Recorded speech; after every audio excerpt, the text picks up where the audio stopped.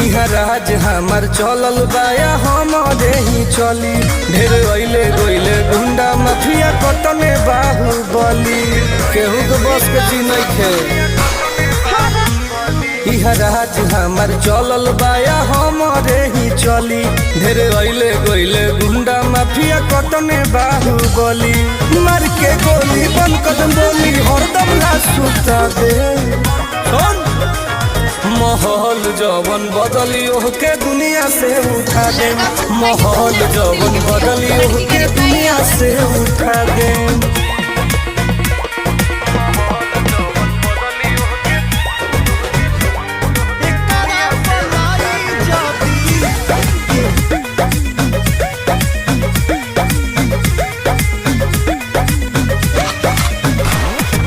police प्रशासन सरकार बहमत